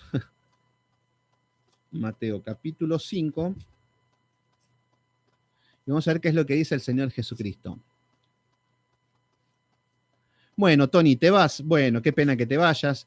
Pero bueno, mañana continúas, obviamente. Ahí seguimos. Mabel en Saldívar también ahí. Muy buenas noches. Gracias a todos por estar ahí conectados, hermanos. Bueno, en el capítulo 5 de Mateo, versículo 17, dice, no penséis que he venido para abrogar la ley o los profetas. No he venido para abrogar, sino para cumplir. ¿Qué dice el Señor Jesucristo? No vine a violar ninguna ley, no vine a abrogar ninguna ley. ¿Qué significa? De que, claro, ahora en Cristo, pero acá está hablando de un tipo de ley, que es la ley moral. No vino a cambiar ninguna ley. ¿Por qué? Porque el Señor viene y esta ley es eterna. No matarás, no robarás, no codiciarás, no darás falso. Bueno, todos estos mandamientos, que es la ley moral, son eternos. Entonces el Señor no viene a tocar nada de esto. Por eso el Señor no está tocando nada con estos escribas que le están hablando. Está hablando de lo mismo, la misma ley, todo, y es eterno. Pero muchos judaizantes modernos utilizan este versículo para decir que debemos hacer todo lo que son las ceremonias de la ley ceremonial judía. Debemos hacer toda la ley ceremonial, decir shalom, decir shaddai, circuncidarse, bueno, todo lo que hacen los judíos en la ley ceremonial, utilizando este versículo. No penséis que he venido a abrogar ninguna ley. Jesús dice que no viene a violar ninguna ley, no viene a abrogar ninguna ley. No, el Señor queda abrogada la ley ceremonial. ¿Por qué? Porque todo lo que estaba escrito en la ley ceremonial de sacrificios, todo lo que estaba escrito de las ceremonias, de cómo llegar a Dios, era una sombra de Cristo. Entonces, cuando llega a Cristo ya no hace falta, queda abolida, queda abrogada, ya queda caducada, no sirve para nada. Es más, el que está bajo esa ley está bajo maldición, porque ya terminó esa etapa. Eso era un tiempo, eso fue un periodo hasta que llegue el Mesías. Ya llegó, no hace falta la ley ceremonial. No hace falta sacrificios de animales, no hace falta sacerdotes, no hace falta sumos sacerdotes, no hace falta candeleros, no hace falta shofar, no hace falta nada de esas cosas. Circuncidarse, no hace falta guardar las fiestas solemnes, porque ya el Mesías llegó. Entonces, Cristo sí queda abolida la ley ceremonial. Y la ley civil, que era otro tipo de ley que Dios le había mandado a Moisés, que era la Constitución Nacional de Israel, también queda abolida en el cautiverio, porque Israel desaparece como nación. Y todos esos mandatos desaparecen. Mandatos como ley civil, que tenía que ver con conductas de higiene, con conductas de juzgar juicio, de vivir como una sociedad, si la sociedad desapareció. Entonces vemos que la que queda es la ley moral, que son los 10 mandamientos. Entonces, acá estamos viendo que el Señor le dice que no viene a violar no viene a abrogar ninguna ley, y acá estamos confirmando que los 10 mandamientos siguen intactos. Versículo número 13. Entonces el escriba dijo, bien, maestro, verdad has dicho. Fíjense que quedan maravillados porque está queriendo que Jesús caiga. Pero Jesús le responde bien y le dice, y tenés razón. Entonces acá los escribas le están dando la derecha a Jesús. Entonces le dice, bien, maestro, verdad has dicho que uno es Dios y no hay otro fuera de él. O sea que conocían bien la ley, conocían bien Deuteronomio capítulo 4, versículo 35, le suman, agregan más Biblia. O sea que tienen una armonía bíblica con Jesús en este momento. Versículo número 33. Eva Obado, ¿cómo andás, Eva? Qué lindo verte. Gracias por estar ahí. En el versículo 33 dice, y el amarle con todo el corazón y con todo el entendimiento y con toda el alma y con todas las fuerzas y amar al prójimo como a uno mismo es más que todos los holocaustos y sacrificios. ¿Qué estamos viendo ahora? Ahora estamos viendo que se está citando lo que es Oseas capítulo 6, versículo 6. Lo que vemos es que, gracias mi hermano David Silva Donoso, gracias, la verdad que estás siempre del otro lado en todos los estudios y la verdad que bueno, es muy lindo tenerlos del otro lado. ¿Qué es lo que estamos viendo en Oseas capítulo 6, versículo 6? Misericordia quiero. Vamos a Oseas capítulo 6, ¿qué es lo que están hablando? Oseas capítulo 6, vamos a ver.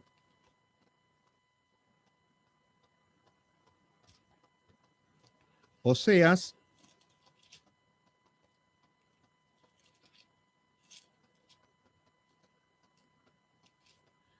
y en Oseas capítulo 6, versículo 6, dice, porque misericordia quiero, que es lo que estuvimos viendo a lo largo de todo el libro de Samuel, a todo lo largo del libro de Mateo, misericordia quiero y no sacrificio, misericordia quiero y no sacrificio. ¿Se entiende? Entonces acá estamos viendo que Oseas 6, versículo 6 nos dice, porque misericordia quiero y no sacrificio, y conocimiento de Dios más que holocausto. Conocimiento de Dios. Pero ¿por qué te enseñan que cuanto más ignorante sos, más santo sos? ¿Por qué te enseñan que sos del espíritu y no sos de la letra? Porque la letra mata. Cuando la palabra te dice, prefiero conocimiento de Dios. Y también nos habla acerca de que mi pueblo fue destruido porque no tuvo conocimiento. Entonces, algo importante tiene que tener el conocimiento de Dios. Ciencia. Pero a la gente le da urticaria la ciencia. La palabra teología a la gente les va a agarrar una CB. La palabra hermenéutica se desmayan, rechazan, no quieren saber nada, dicen eso es letra muerta. Pero la palabra está hablando de que misericordia quiero y no sacrificios y conocimiento de Dios más que holocausto. Entonces acá lo que estamos hablando de que misericordia quiero al prójimo. Conocimiento de Dios. Claro, más conocimiento de Dios. Amar a Dios por sobre todas las cosas. Si lo amo con toda mi mente, con toda mi alma, con todo mi ser, con toda mi fuerza, qué loco decir que no conozco la Biblia. Si nosotros decimos que amamos al Señor Jesucristo, que amamos a nuestro Dios, obviamente que lo primero que tenemos que hacer es conocer a Dios. ¿Y cómo lo vamos a conocer? A través de la Biblia, a través de los estudios, a través del esfuerzo, a través del sacrificio. No, yo no soy de esos.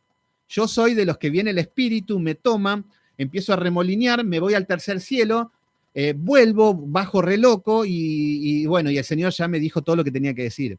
Y cuando peleo contra Satanás, hablo en otro idioma, que Satanás no conoce el idioma, y ahí hay una guerra que se desata. Bueno, mucha gente prefiere creer eso, pero no se dan cuenta que se están yendo al infierno con este tipo de cosas. Hola, Caro West, ¿cómo andás, hermana de Formosa? Gracias por estar. Entonces volvemos, y ya vamos terminando, porque estuvo muy intenso hoy. Entonces, en el versículo 33 de Marcos 12, nos dice que nos está diciendo lo mismo que acabamos de leer, misericordia quiero y conocimiento de Dios, y no sacrificios y holocaustos. Versículo número 34. Jesús entonces, viendo que habían respondido sabiamente, fíjense que hay una armonía teológica, ¿por qué? Porque Jesús ve que hasta citan versículos. Sí, Señor, tenés razón, Dios uno es. Sí, lo que estás diciendo está escrito en Oseas 6:6. Entonces, estos hombres tenían Biblia, estos hombres no es que, bueno, les hablaba, por ejemplo, hoy en día le preguntamos a cualquier pastor de iglesia algún versículo medio, no digo raro, pero algún versículo que esté en la Biblia, Oseas, y no van a entender nada. No, yo soy del Espíritu, sí. El tema es que el Señor levanta pastores y maestros. Uno de los requisitos de los pastores el principal requisito es que sean maestros. Yo no sé dónde sacan los pastores cuando dicen pastores y maestros. Por un lado, pastores que pastorean, les dan cariñito a la gente, venden un amor rosa. Y después aparte están los maestros, los que enseñan la Biblia. No, no es eso. Son pastores y maestros. Los pastores deben ser maestros. Es una obligación, es un requisito. ¿Cómo van a tener un pastor que no sepa la Biblia? Es como si un helado caliente, no existe. Pero bueno, hoy está lleno de este tipo de sujetos. Bueno, entonces acá vemos que el Señor Jesucristo le dice, viendo que habían respondido sabiamente, les dijo, no estáis lejos del reino de Dios. ¿Qué es lo que le está diciendo? ¿Entienden algo? ¿Saben lo que es? Lo quieren tentar, pero saben la Biblia, conocen. Entonces le está diciendo el Señor, no están muy lejos ustedes, muchachos. Por ahí viene la cosa. Por ahí, practiquen, vayan, vamos por ahí, que por ahí es el camino. No están lejos del reino de los cielos. Qué lindo. El Señor los está alentando. Y le dice, y ninguno osaba preguntarle. Claro, acá estamos viendo que José Manuel Cáceres, exactamente, no abrogó la ley de los 10 mandamientos, pero hubo un cambio en la ley, en lo que es la ley ceremonial y la ley civil, sí, que es otra cosa, exactamente, eso es lo que estamos viendo. Pero la ley moral no viene a abrogar ninguna ley, eso es eterno. Es más, cuando vemos que antes de la creación de este mundo, Satanás se había revelado. ¿Qué es lo que habíamos visto en Satanás? Había rebelión, orgullo, soberbia, se había enaltecido su corazón, empezó a complotar. Estaban violando todos los mandamientos. Son eternos. Y es más, luego de muertos vamos a seguir, luego de resucitados y junto con Cristo, en la eternidad vamos a seguir con los mismos principios, con los mismos valores que Dios estableció. Los 10 mandamientos, la ley moral, es eterna, no cambia. Está en el corazón de Dios, en el ser de Dios, los 10 mandamientos. Recuerden que dentro del arca estaban los 10 mandamientos, las tablas de la ley, y el arca representaba la persona de Cristo y la deidad de Cristo. O sea que está en la naturaleza de Dios los 10 mandamientos. Por eso no viene a abrogar nada, ni lo va a abrogar, ni... Ahora, la ley ceremonial fue un tiempo y caducó, terminó, porque ya vino el Mesías. Y la ley civil termina en lo que es cuando están en cautiverio, cuando desaparece como nación. Y bueno, yo creo que hasta acá estamos bien. Después, sí, porque vamos a verlo con mucha fuerza ya cuando empieza a acusar a los fariseos, vamos a ver la ofrenda de la viuda, vamos a ver quién es el Cristo también, acerca de David. Pero bueno, todo esto lo vamos a ver mañana, porque si no va a ser muy intenso todo y vamos a cambiar de tema rotundamente y bueno, la idea es que llevemos una línea. Jessit Navarro, exactamente, hay que ser maestro. No todo pastor es maestro, exactamente. Sí, deberían ser. Todos los pastores de Dios son maestros. Los pastores que no son de Dios no son maestros. Por eso vamos a ver que son carismáticos, que son simpáticos, que tienen que gritar, que tienen que hacer cualquier cosa. Pero bueno, por mí siga, dice Luis Magaña. Es que si enfocamos, cambia el enfoque del estudio y hay que ir con mucha fuerza, pero yo creo que hasta acá estamos bien porque... para que lo veamos con más fuerza mañana que en todo esto que vamos a ver. ¿Por qué? Porque empieza a acusar a los fariseos. Y ya vamos a cambiar el contexto y vamos a ver directamente cómo el Señor Jesucristo empieza a reprender. Vamos a ver a la viuda. Vamos a ver cómo predice el fin de los tiempos. Esto va a ser increíble. Vamos a seguir viendo. Si hoy quedaron un poquito enganchados con lo que era Apocalipsis, en ya mañana y ya vamos a empezar a ver las señales del fin y los terremotos. Y, por ejemplo, a ver, les digo un versículo. Cuando dicen que en el versículo 7 del capítulo 13, más cuando digáis de guerras y de rumores de guerra, dice, no os turbéis, porque es necesario que suceda, pero aún no es el fin. ¿Qué es lo que nos dice la Biblia? La Biblia nos dice que cuando haya guerra y rumores de guerra, que no nos perturbemos, porque es necesario, pero no es el fin. ¿Qué es lo que dice el hombre? Guerra, rumores de guerra es el fin. Es increíble. Fíjense que cuando hay una guerra es el fin, dicen. Hay rumores de guerra, es el fin. Pero la Biblia dice que no es el fin. Entonces no sé cómo leen la Biblia, pobre gente. Pero bueno, así estamos. Así que bueno, ahí estamos. Bueno, muy bien. Gracias a todos los que se están conectando ahí. Y bueno, hemos terminado por hoy, mis queridos hermanos. Ya dejo el estudio por acá porque ya si me engancho con otra me voy, ya me conozco. Así que bueno, mis queridos hermanos, vamos a terminar en oración. Ya nos vamos tranquilos, los dejo tranquilos, que vayan a comer, que vayan a terminar el día tranquilos. Y bueno, vamos a terminar en oración. Padre Santo, Padre amado, en el nombre de Jesús, poderoso Dios, te damos gracias, Señor, por tu palabra, te damos gracias por tu amado Hijo Cristo Jesús, que sí, este es el buen maestro, Él es el buen pastor, que tenía toda la opresión religiosa, que tenía todos los fariseos, que tenía los saduceos, que tenía en contra a los ancianos, los sacerdotes, todos los sumos sacerdotes, toda la hostilidad, la opresión demoníaca sobre los hombros de tu Hijo amado, Señor. Pero Él con la palabra, Señor, con la palabra, escrito está, Señor. Ayúdanos a tomar estos ejemplos, Señor. Y en todo lo que es el sistema religioso corrupto, perverso, ser luz, Señor. Es nuestra obligación ser luz. Y todo a través de la palabra, Señor. Te pido por mis hermanos, por este hermoso grupo. Cada vez me encariño más con ellos, cada vez como que hablamos, como que nos conocemos de toda la vida y compartimos. Este es el momento nuestro para conocerte. Y te damos gracias, poderoso Dios, porque nos estás dando luz, nos estás dando entendimiento, nos estás dando constancia con los estudios, perseverancia. Y aunque a veces caemos y fallamos, Señor, que esto nos sirva para levantarnos rápidamente, Señor, y no sumergirnos en el lodo. Poderoso Dios, te entregamos este día, te entregamos este estudio, y mañana, si tú quieres, si es tu voluntad, vamos a continuar con este libro maravilloso, y que tu Hijo amado se siga reflejando, Señor, en nuestra vida. Queremos seguir viendo la cara de tu Hijo amado en las Escrituras, su carácter, su deidad, Señor, su humanidad, todo. Queremos conocer más de Él. Te entregamos este día en el poderoso nombre de Cristo Jesús. Te decimos amén. Amén. Muy bien, Maday Rojas también ahí. Vaya Drey también ahí. Excelente, dice Maday Rojas. Gracias por estar ahí. Karina Jiménez también ahí. Muchas gracias, dice Wilmer León. David Silva Donoso también. Nunca me pierdo ningún estudio de mi hermano Sebastián Céspedes. Gracias, David. Yo tampoco me pierdo tus estudios. Y gracias por estar ahí. Luis Magaña, Luisa de la Cruz también. Gracias, Luisa, por estar siempre. Por tu generosidad también y por tu amor, por tu cariño. Gracias a Gudelia Harrick, Lizzy Torres, Cristina Torres también. Muy bien, gracias a todos por invitar. Muy bien, ahí está. Gracias, Cristina, por estar ahí siempre, el grupo que están siempre. Y estamos unidos en el mismo espíritu, la misma palabra. Y nada más, mis queridos hermanos, los dejo tranquilos. Y ya mañana, con mucha furia, con mucha pasión, mañana va a ser increíble.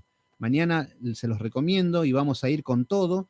Y vamos a ver qué nos sigue dando, y ya nos vamos preparando para ir al libro de Reyes. Volvemos al Antiguo Testamento y vamos a ir con una luz del Cristo. Ya cuando veamos los reyes, cómo fallan, vimos cómo es el verdadero rey, cómo es Cristo. Bueno, todas esas cosas las vamos a ver. Yoli Gallegos también ahí, muchas gracias. Bueno, nos estamos viendo mañana y listo, terminamos. Es increíble, 1:40 casi, y parece como que estamos terminando antes. Pero bueno, así estamos, como estamos muy, muy apasionados por la palabra. Nelly Rojas de México también, muchas gracias y nos vemos mañana. Nos vemos y que Dios los bendiga a todos.